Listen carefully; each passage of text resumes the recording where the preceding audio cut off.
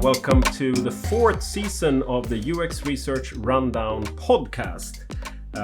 My name is Henrik Mattsson. I am the CEO of Lookback and your host for this podcast.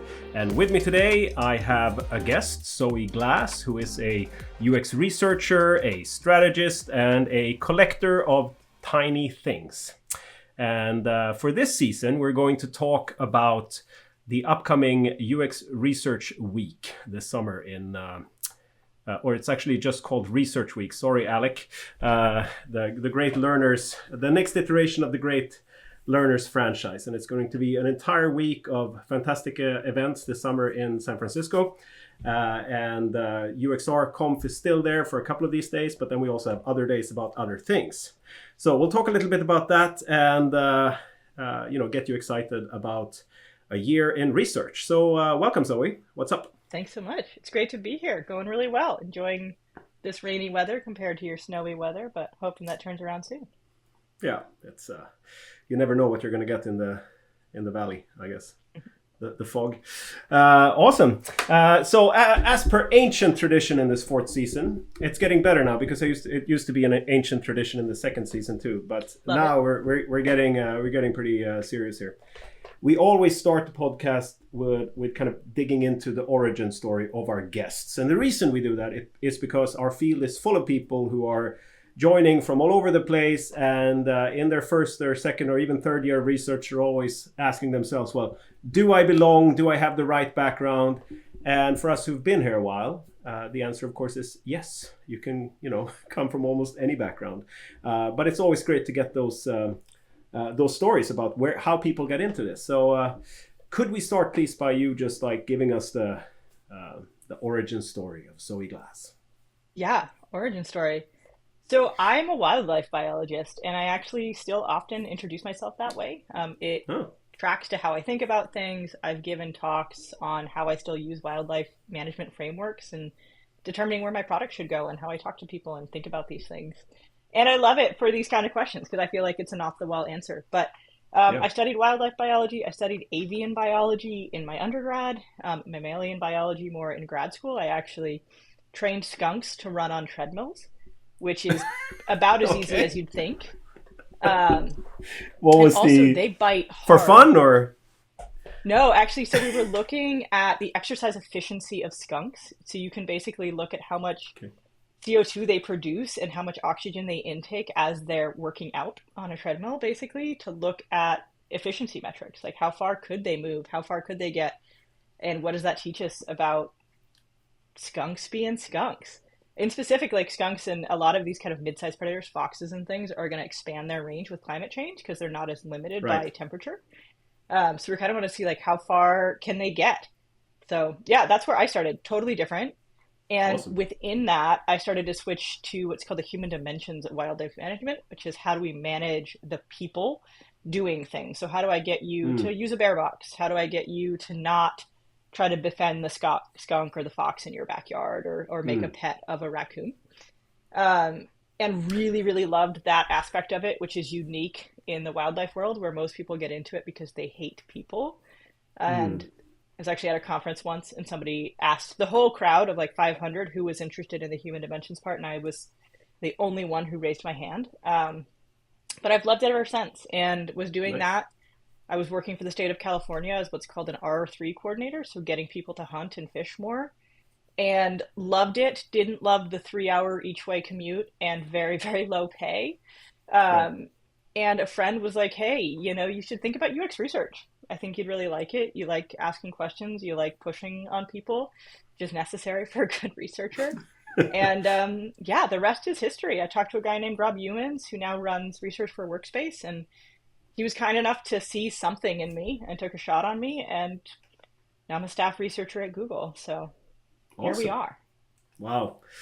Well, I want to pivot this entire season to just talk about wildlife stuff. I mean, I don't know if you can see behind me here, but that's the mountain in Montreal, Canada. And if you live close to here, you have a lot of skunks and raccoons and squirrels and all kinds of stuff. And it's a really interesting dynamic, even if you're in the middle of a very large modern city. So in some ways, it's more fascinating because it's how it all yeah. interacts. I'll send you some papers. Anybody that's listening, send me an email. But like Perfect. foxes, they don't eat your cats. They've trained Yeah. themselves to eat trash, Yeah. which is super weird. So. Yeah, well, you know, it's a. I'm sure when you start like digging into it, it's like, oh, okay, that makes sense. But yeah, Yeah. really interesting, awesome. Well, I would actually like to talk for hours about that, but let's go back to UX research, which is where we all ended up. Cool. So the now you're the first guest for this season. So I'll do a little bit more like context here before, just mostly for the listeners. But Alec and I, Alec at Learners, what I love about Learners and the UXR conference and UXR week and everything that is happening now is that they the team there never settles for just like, even if things have been a great success, they never want to redo it exactly the same way, and they always want to kind of expand on things and try new things and try new concepts and everything, which is fun. And except for just expanding the whole like the UXR conference to a full research week now, which I think makes a lot of sense. We were also talking about ways to kind of, instead of having everything happening in a short period of time and people are in there and it's exciting and everything, but you just have it's so intense for 1 week and then it's gone and it takes another year. We wanted to kind of provide an opportunity for people to listen to hear, to introduce basically the organizers and speakers to the audience way ahead of time. So that's what I'm going to try to do. So you are speaking at UXR Conf, but you're also organizing a day focused on UXR and growth. Is that, or growth UXR? Okay. Growth UXR. How do we make things bigger, better, cooler with growth? Awesome. That sounds very relevant. Were you involved in like coming up with this, and like why should we have a day about that? Okay, there's two answers here. One, kind of. So I'm lucky enough, I pitched a talk at Alec years ago. It was, I think, the first one out of the pandemic, that I still to this day can't believe he took, and I'm so happy about it, which was why we should be thinking about religion and UXR. Ooh. And we became pretty good friends after this talk. I think we jibed. We enjoyed the debate of, does this talk even make sense, and how it got there. So we talked pretty regularly, and he had reached out and said, hey, there's something going awry with one of my days, but I keep thinking about it, and I think it actually should be growth anyway. Do you want to take it? So I unfortunately don't have the ability to say, I'm so brilliant. That does fall fully on Alec. But why should we do it, and why should this be on the top of everyone's mind? UXR is in a weird state. Like, we're seeing a lot of articles right now. It's the end of our field. AI is going to take our jobs. Democratization is going to take our jobs. None of it's positive. None of it's like, this is going great. Even the state of design recently was like, everything's over. But I don't really think that's true. I do think we're in a really weird state of transition where for a very long time, UXR was strictly usability research, right? Does this thing work? Will the chair tip over? It was pretty straightforward. And researchers were listened to in a straightforward way. Either you changed the button or you didn't. Either you fixed the wobble in the chair or you didn't. That's developed with time to being the strategic partners that we are today, to integrating within product spaces more directly. We tend to see fewer dispersed research teams and almost entirely integrated research teams. But that has happened at various paces in various fields with various companies to varying degrees of success. When the pandemic hit, we had this opportunity to really reset and say, hey, we could hire people anywhere. We could do this research anywhere. And I think that provided an opportunity in some ways really positively to bring a ton of diversity of thought and training and skill into the field. And at a time when labor was cheap, right? People were getting loans for nothing. So there was no risk to bringing that in. But those two things, in my mind, combined in kind of a toxic storm where our value was changing and we didn't actually know or own how it was changing or where it was going. And then we positively, but still chaos, introduced a bunch of chaos into the system of different training and different people. And now we're sitting at the other end of that going, what is research about? What's the point of this? Where are we going? How do we judge value? How do we judge merit? Beyond, did I tell you to change the button and you changed the button and a metric moved? And when we think about how we redefine that and how we re-solidify ourselves, and then hopefully specifically train the next generation of researchers coming up, growth to me is where that comes in. How do we own our metrics? How do we think about our value? How do we connect to the product and across multiple dimensions and axes, and then continue to prove out that value such that we kind of know where we're going and we know where we've been, and we can bring people along with us, other researchers, our partners, etc. So I'm super excited about the day. We've got a lot of diversity of thought coming into that, everything from how do we look at metrics and measure these things? How do we think about 0 to 1 products? How do we really drive these big changes? But fundamentally, I do see this as, not to toot my own horn by any means, but the answer to this, like, where are we going and how do we continue to be here in a way that we want to be here? Yeah.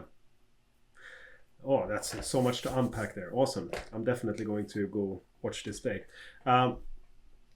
It's interesting, this thing, because I've been in this field since 2015 or something like that. And as you know, running a startup in this field, I remember when we started, everyone was telling us, oh, this market is too small, and this is like, you should sell to designers or product managers instead, because there's more of those, like there aren't enough researchers, it's not big enough. But it was pretty obvious that there was something there when we were looking into this. It's so obvious that it is connected. For me, you shouldn't use obvious, because it's kind of like either it's redundant or it's insulting, right? But it's like, to me, it was obvious that there's a very strong connection between like good research and growth, right? Because it's such a, especially now that like it's so easy to build product, and I mean that's gotten even easier now, and now it's going to get cheaper too with the models and everything. So like one of the few things that you have left to compete on, especially in the early phases, are just like the experience of the thing, and there's no way to access that if you're not actually like looking into it. And when we started, like all the big super successful companies that everyone was trying to be, they were doing research, and then no one else was doing research, right? And then we went into this like super growth phase where now everyone had a, now it's like every type of company. There's no industry now doesn't have a presence in the digital space, right? So it's clear that like, and now we've had a kind of a dip, but the fundamentals haven't really changed, right? So I think it's very true that there's something there, but at the same time, people haven't. How do I put this? There's going to be a question here at the end. When you speak about this, like you sound convinced that there's something here. When people like me have been looking at this for a long time and trying to support these processes, like I also see that there's something there. I think when you were in the last 3 seasons here, I've talked to a lot of research leaders, and I don't think anyone would question that there's something here. But at the same time, this is not uncontroversial. What you just said and like what I just said, it's not uncontroversial in companies. Like, is this something that you've seen too? And what do you think the resistance is, if perhaps that's not the right word, but. Yeah, no, but I totally hear where you're coming at with this. So where is this coming from? I mean, I think there's a couple pieces of this. One, we rarely define what we are. You're going to see a million articles about what we're not. We're not an iterative thing. We're not just a survey specialist. We're not an end of the road. Very rarely are we saying what we are and what that looks like, right? Hey, a really healthy relationship with design and with PM looks like this. And here's what we need to get there, by the way. And that's going to vary by company and area. I work at a part of Google that is very technical. We're an internal compliance team that builds tooling to ensure that we're using the data that you produce in the way that you want it to be used. It could not be more technical and engineering heavy. And as a result, our products tend to be really technical and engineering heavy. So it is a little bit of a fight to get in that room and to prove you have value, especially when we can say, well, it just has to meet these regulations. And it feels very binary. Either you can meet the regulation or you can't meet the regulation. Now, the piece that I'm always pushing on is, but we should make that easy for our engineers to do. We should make that easy for our users to be able to control. And the easier it is, the more they're going to want to do it and the more they're going to be connected to these things. And that is ultimately positive and meets that fundamental goal of keeping things in compliance. A piece of that, I think, is we're not very good at actually forming what our goals are. And I think one of the biggest indicators of this is that we fundamentally change our OKRs every year within companies, and they will be so drastically different. And something that is a key metric, a key result that we're driving should be pretty similar, at least in theme, right? We should not be changing the direction of our teams. Yeah. Now, research isn't going to solve that piece, but there should be something that's bringing that along. And we often don't have that piece, and research, I think, gets stuck in that because we are reacting to whatever is in front of us rather than these bigger pieces. Now, the other piece I think that we're up against is something you alluded to, is we have a ton of data now. And it actually can be really cheap to get data, right? Yeah. Like I can distribute a survey. It might not be any good. I can get product feedback in app really quickly. And I can even A/B test things. And we hear this all the time now. Oh, just A/B test it. But there's a couple of issues with that. And I think the biggest one is if you're not going the right direction and you're A/B testing, you're going to get the best of whatever shit direction you were already going in. Yeah. We were talking about running before this. So if I told you, hey, you should run towards the Golden Gate Bridge, and you run down Market Street, you might get there eventually. It's definitely not the best route from where you were starting. And then you're going to go, do I go left or right? And maybe you go left, and you're going to end up out in the Presidio in the sunset, like 5 miles from where you want to be. And eventually you might get to that bridge. But if you're always going into this A/B, you might go the other way. You also might never get to that bridge, or you might think, I got to a really good coffee shop today, and that was a great outcome. And you forgot that you wanted to get to the bridge, or you built in some other metric, or it's the next year, so now your key result is coffee shop based. If we don't have a clear sense of this is why we should be going somewhere, this is our North Star, we can thrash around all the time and we can continue to make things better of whatever poor direction it is.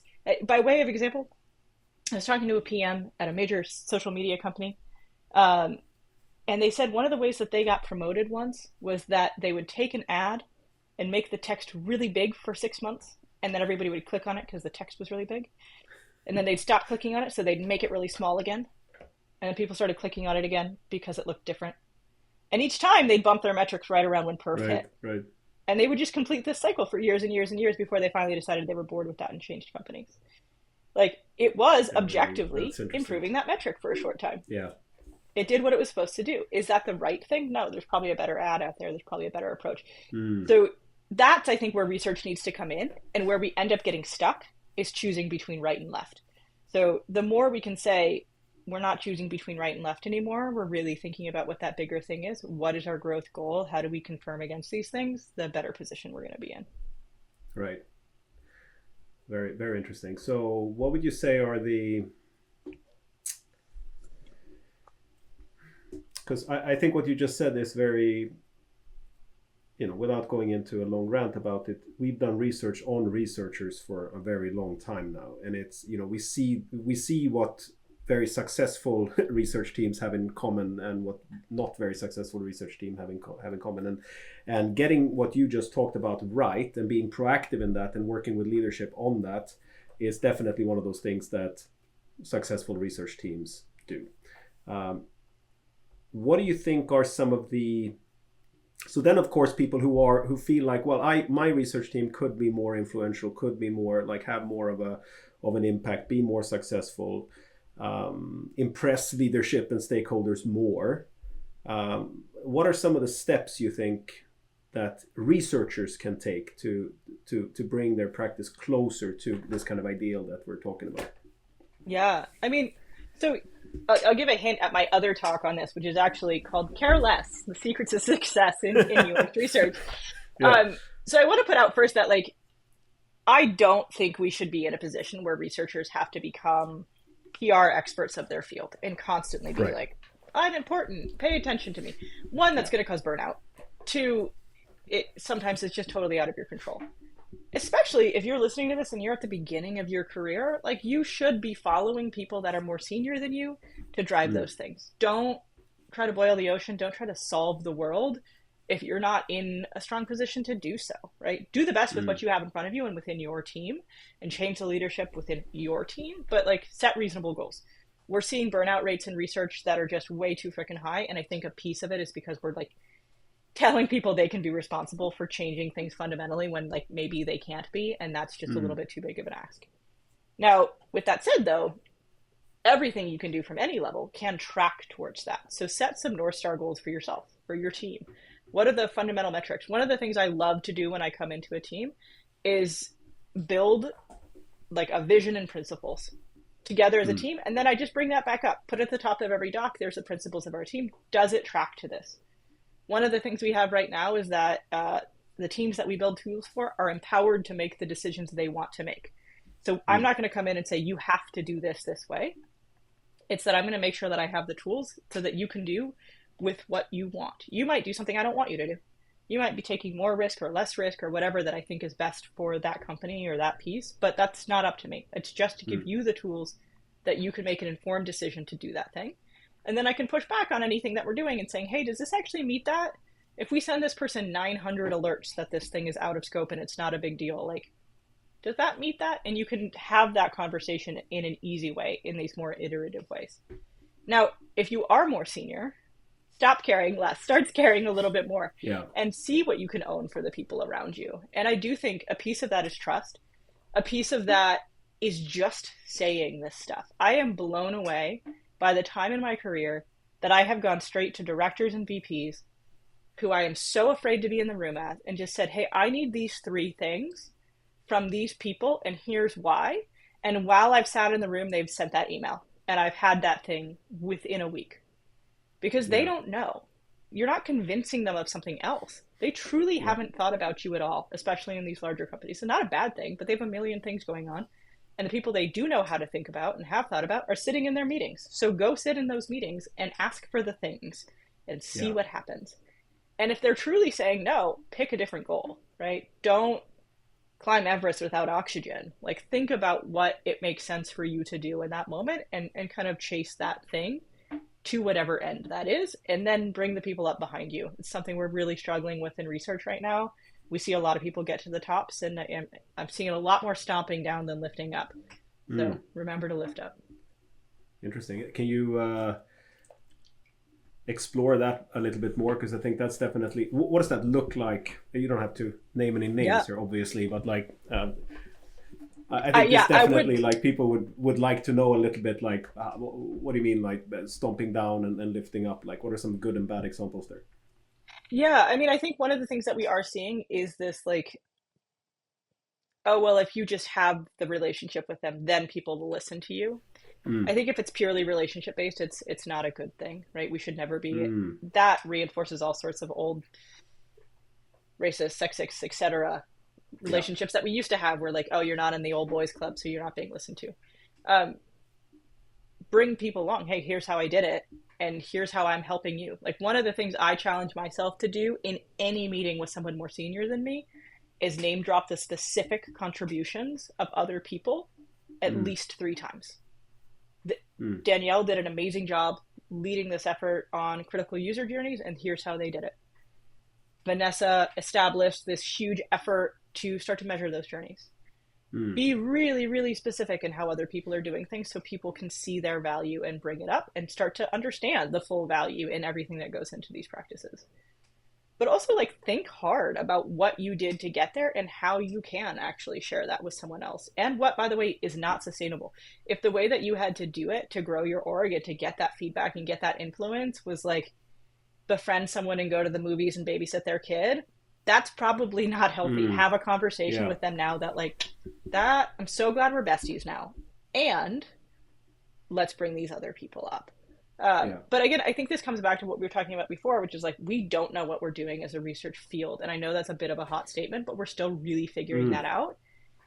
And we've got to be more specific with that. What are we working towards, and how are we making sure that we're working towards that as a discipline?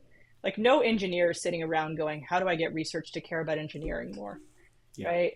So why are we still asking that question all the time? Yeah. It's so interesting. I was having a conversation the other day with someone who is a very senior person in our field, and I'm sure you might even know this person, but let's not name names. But they were saying basically that in almost like, they were like, this is the year where like we need to get more honest with ourselves about how we up our game, and we need to really address some of these issues that are holding us back, some of which are outside of our control, but some of which are like very much in our control, you know, and it sounds like this is one of those. And I'm glad to see that we have a whole week coming up where hopefully we can really have these conversations. I think that's that would be leadership, really, to kind of help everyone who's coming up. I really like the part you said about relationships have to come from, you know, you can't have a seat at the table because of the relationship. Like you should have that seat at the table because the people around that table will benefit from having a researcher at the table, you know. It's so interesting how some of these things are just politics for politics's sake. So it makes me think, how much of this is kind of, I don't know, it might be hard to answer, but like how much of this resistance or this politicking or whatever do you think is coming from other functions, and how much is just like internal stuff, right? Because you could imagine that research is like a threat to some, you know, a PM that keeps hitting their fake targets. I'm sure that PM is incentivized to do that and might not care so much about actually the long-term success of the product or something like that. Like, how cynical should we be about these things? How much of that stuff have you seen in your career? So now it kind of gets into a couple things. One, control what you can control. And the reason I say this is, yes, like I was in a meeting recently and we're using a metric that really doesn't make sense to me. And I was like, this is silly. Like, this person having 3 additional minutes once a month is not in any way, like, that doesn't mean they have this extra hour. When I get 3 additional minutes, I make an extra cup of tea, right? The productivity to the company doesn't change. Let's look at other things. And the problem with that is, like, one, that one's really easy to measure. It's really easy to put a dollar value to. And ultimately, I think one of the core issues we have in all of tech, and I've seen this at every company I've worked with and every company that I've had friends working with, is we incentivize individual behavior. We don't incentivize product outcomes. Now, we like to think we incentivize product outcomes, but we don't.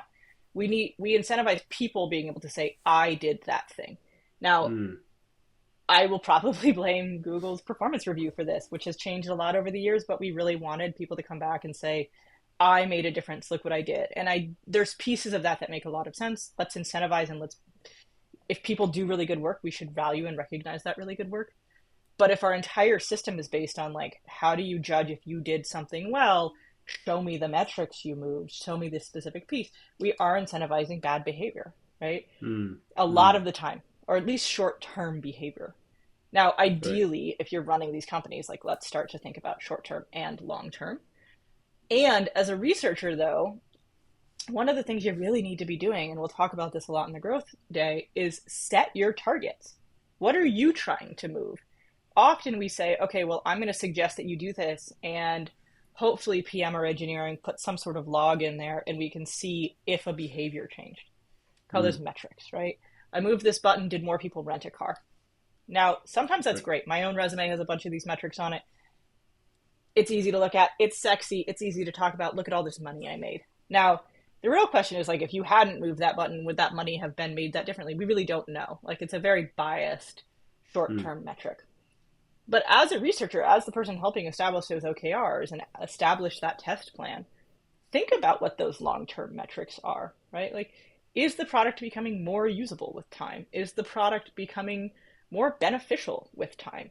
Now, a piece of that is not getting too sucked into what your partners are doing and saying, okay, let's take the hit lists of all the research you're requesting me and we'll prioritize it relative to your specific things.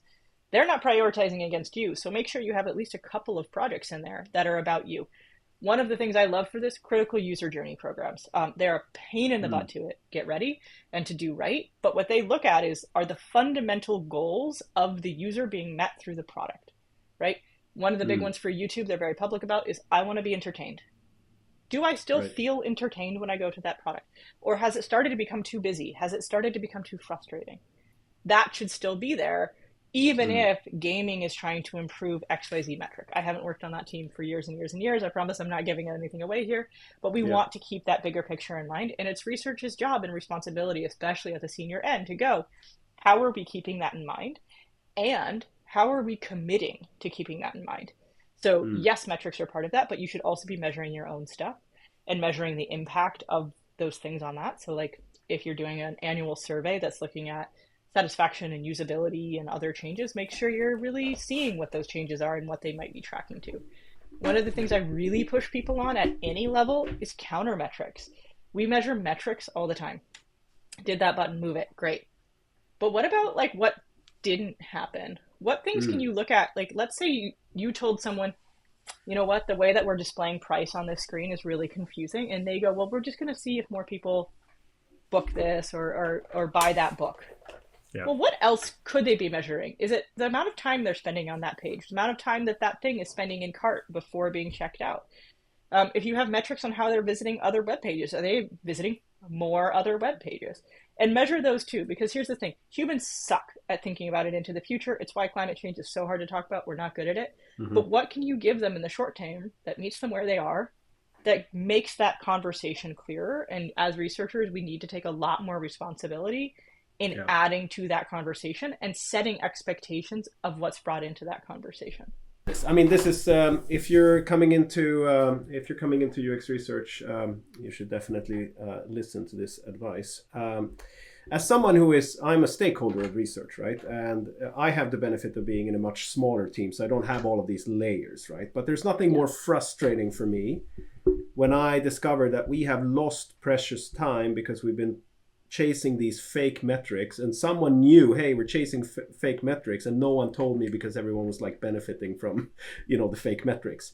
Then that's when I I throw tables and stuff like that, not in front of people, but quietly in my office, and that's like, and that's where I think, I love research for this, because it's kind of my intelligence box that can kind of come and help me see these things ahead of time. Right? Where the other parts of an organization might be incentivized not to really tell me, right? And so I think there's a lot of power in what you're saying, and I definitely think everyone should do this, but I can also see how it's kind of like risky, frustrating, and kind of like you make a lot of enemies if you do this, because you're complicating people's lives for sure with this. Yeah.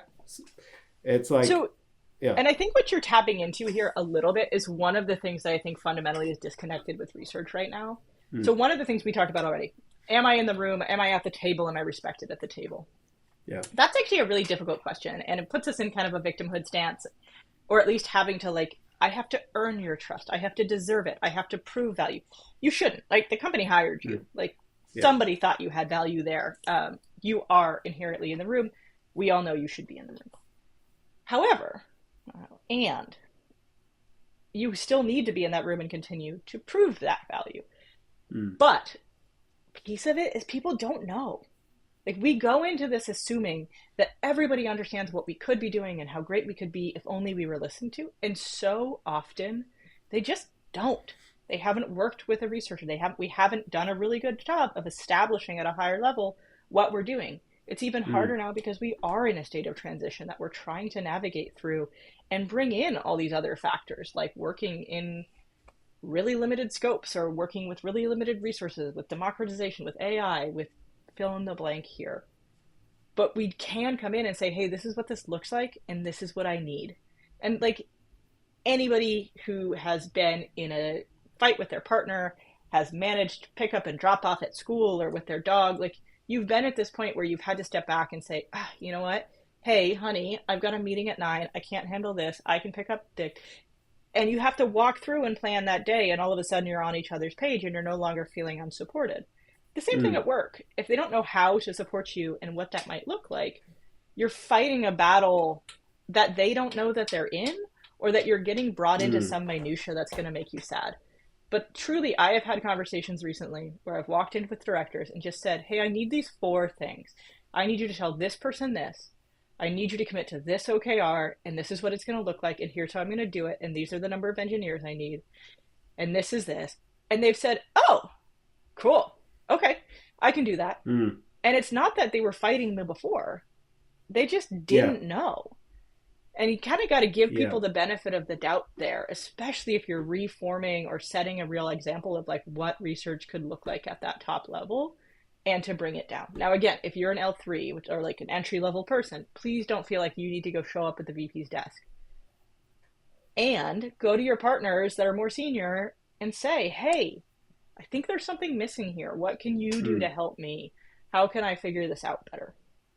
Yeah, and I think this ties back to what you were saying about the A/B testing, right? You don't want to be stuck, like you don't want to fight the wrong fight. You want to kind of take a step back and make sure that perhaps it isn't even a fight, as you say. And I think this reaction that you're describing, where it's like I think it can be very scary for people who haven't done it before to walk into a director's office and say those things. Hey, I need this and this and this. But I think the reaction you're describing, where they're going like, oh, great. I think that's probably like 95% of the time that's what you're going to get, because those people, their job is to try to help everyone do their job. And they just want better information on how to do that, instead of having to guess it. So truly, I have never had a reaction that wasn't that. Yeah. From VPs of engineering, VPs of product, directors, CEOs. The answer is always, oh, really interesting. Okay. Yeah. What do you need? Who do I need to email? Like, the more you can break it down, the better. And again, lead with that why. Don't be like, hey, I need you to email that person and tell them this. But like, hey, we have this goal, this OKR of this. Here's what we know we're not doing right for the user and what we think's going on there, but I need more data, or I need more this. And we need to commit over here, because right now, the way we built this, they're not getting it, right? And have a couple of like nice quotes or whatever to go with it, but like, they're not getting it. It doesn't mean that anybody else is doing something wrong. We just need to together do something more right. And almost universally, you are either going to get some really interesting information about some turf war that you can't affect and therefore you should give up on. We talked about the politics earlier. Or you're going to leave with what you want or more. And somebody who's like, I really like that researcher. I really like the way they think about things. Yeah, yeah. And you immediately become a partner. Also, who's like, because you're someone who is interested in actually finding solutions. It's so interesting how I work with two very brilliant people who are not researchers, but they're a designer and an engineer, and they often work together, and they're very passionate and everything, and they very often look like they're in conflict with each other. But actually, and I used to be scared of this. I was like, oof, they need to like each other. Like, I don't want to mess things up here. And I was like, oh, I'm not going to get involved. But it turns out actually they're just very passionate, and they come from different places, and they just want it to work. And sometimes they can't really unlock this thing, and they go down some track that isn't really right. And doing what you're suggesting, which is just like, hey, like, from my understanding, this is what we're trying to do. Like, and from my area of expertise and my experience, like, we should probably not be doing what we're doing if that's what we want to achieve. We should probably, here's a couple of suggestions. Now, I might be missing information here. Clearly you're talking to all of these people. You probably know something, but I'm just bringing this information to you. Like, here's what I think we should do. That's actually totally scary, but like super powerful. And no one's going to be angry at you for doing that. For sure. And I will say, I think when people ask like what my research superpower is, it's that. Like, I can get to that and say, hey, this is what I'm seeing. What are you seeing? And invite people to that conversation. I also jokingly, but not so jokingly, often call researchers the therapists of the UX world. Mm-hmm. A lot of what we're doing is just like, what is it you're saying? And what is it that you're going under here? I had an old manager. Her name was Rochelle Edwards. She's brilliant. If you ever get a chance to work with her, do. And she gave me some really good advice, which was, if you're getting really frustrated, if you're feeling nobody's listening to you, it's not moving forward, start researching your team instead. Take off your stakeholder hat, take off your responsible hat, and just start asking questions. Hey, what's going on there? This doesn't feel right to me. Can you tell me more about this? And usually you're going to get to something really quick that either you didn't understand, there was some piece that they didn't understand, they've made an assumption about you or the work you've done, or you've made an assumption about them, and you're going to get to something better. Now, I will also say that can like super suck. And there's so many times in my career that I've been like, I hate that I'm the therapist. I hate that I'm this person. I want to just show up to the work and be mean to people and run around with it. But it really does get you further. And then like, go get yourself a little treat for having done it afterwards. I love a little ice cream from Gott's in the ferry building on my way home. Whatever it is for you, like, go do that thing. But research your team, just switch it up. And if you're truly feeling like, God, I'm just not getting here. Also, don't be shy if you have trust with like one or two people to go to them and say like, you know what, I'm just not getting here. Like, here's what I see. What's up? And again, they might give you some insight about you, or they might give you insight about the product. And no matter what, it's going to get better. Like, every time I've opened myself up to negative or direct feedback on how I've done something, I've become a better researcher. My partnerships have become better. In one case, I got my best friend out of it, like, and she's amazing. So for my fifth shout out of the day, shout out to Anna for calling me on some bullshit I did back at YouTube. And I'm a better researcher and a better friend because of it. Wow, awesome. You see, everyone who's listening and watching this, lot of rewards on all kinds of levels for moving in this direction. Look, I love this. And I it think will be uncomfortable at first, but it gets better. Oh, yeah. Yeah. And if you know yourself, by the way, the two people you're describing, I love working with them. I love debate. I love to argue. My uncle still was like, why aren't you a lawyer? But I love it. And if you hate it, and I've had this conversation with people, and it's actually how I start working with people, and I go, I love debating. I love pulling things apart. I love pushing on things. How do you feel about that? And some people say, great, let's go. And some people go, I really don't like that. I like to think about things in advance. Awesome. I'm going to send you a bullet pointed list of what's on my mind 2 days before our meeting so that you can think about it in advance. And then we're going to have a better conversation. Nobody's winning. Nobody's losing. It's just progress in some direction. Yeah. And the thing you said about being the therapist here, it's like you can actually improve other people's collaborative relationships by doing this, because you're creating space for trust to develop and things like that. You know, people are very kind of, and especially like the smartest, best people I've ever worked with, you know, they look like they have their shit together. You know, they look like they know what they're doing, but actually on the inside they're like, why am I going here? Am I going here? And like, for them it's not obvious where they're going, you know, and to come in and ask some questions and create that space for, like, you know, just like, hey, what are we thinking here? You know, this doesn't make sense to me. Like, that's a scary thing to say when you're like, especially when you're junior and you're trying to like advance and you're trying to build your career. It's hard to come into a room and say like, hey, I don't get what we're doing here. Like, is it me? Am I stupid? But it's a really powerful kind of way, not only for yourself and your function, but for the whole team to just build that culture. So yeah, and you might find some things that like the team's just built around that are really confusing, especially as a researcher. One of the ones that we're up against right now is annotations versus attributes. Kind of describe the same thing. We've decided one is automated and one is not automated.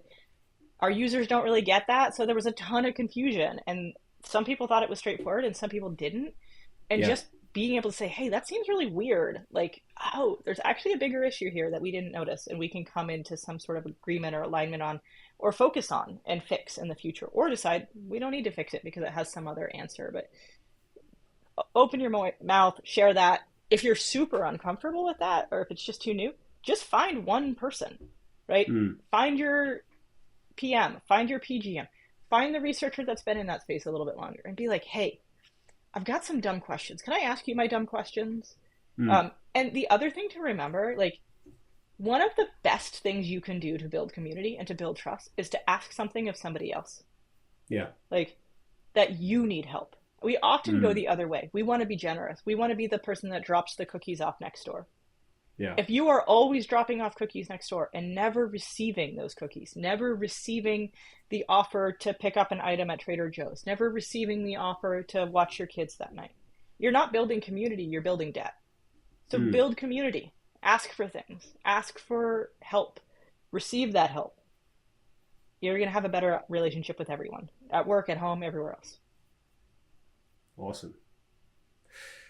Well, I don't know how to... I feel like that was a very good note to kind of start ending the call on. I mean, that was a lot of good stuff in there. And so this is what growth is about, really. Just like building community, building trust, asking questions. Yeah. Simple as that. And growth, simple as that. So easy. Yeah.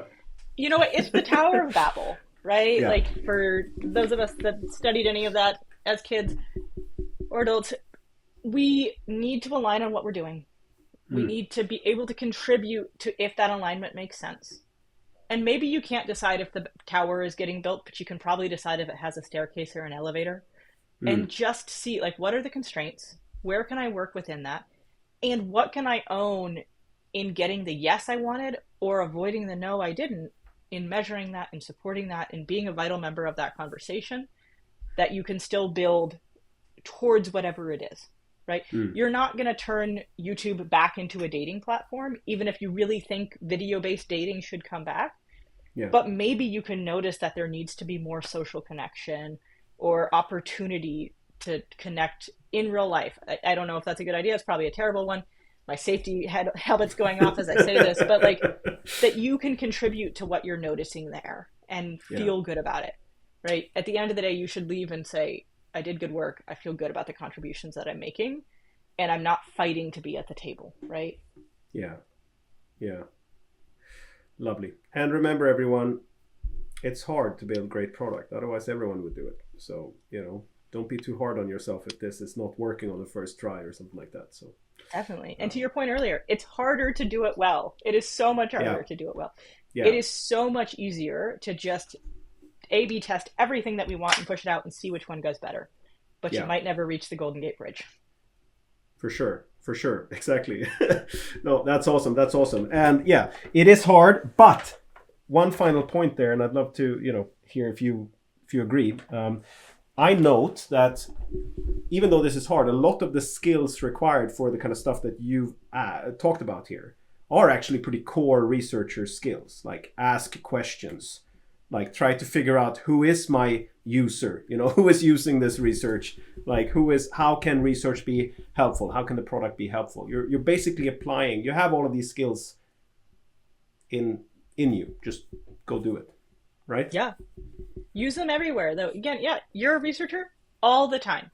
You are not only a researcher when you're talking to a user. You're a researcher when you're writing that study plan.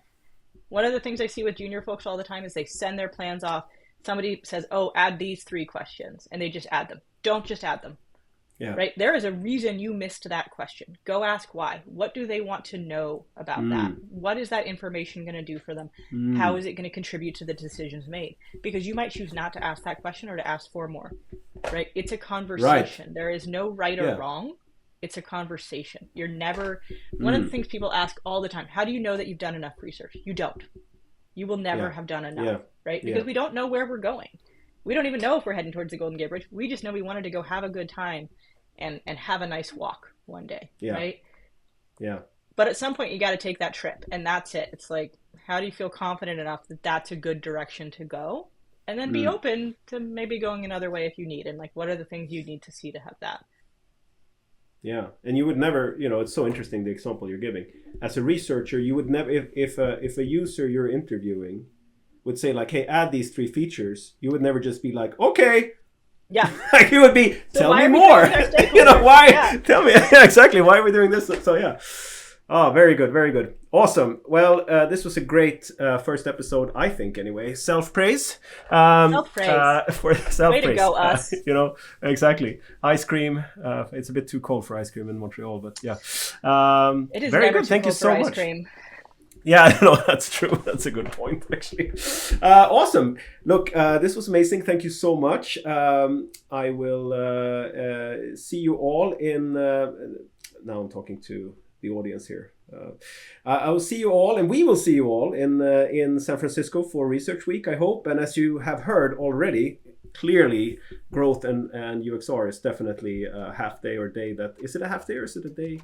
It's a day. Come hang out with me all day. Oy, oy, oy. There we go. It's a day. It's going to be awesome. It's a day. Maybe it's a half day. Now you have me doubting myself. It's going to be great no matter what.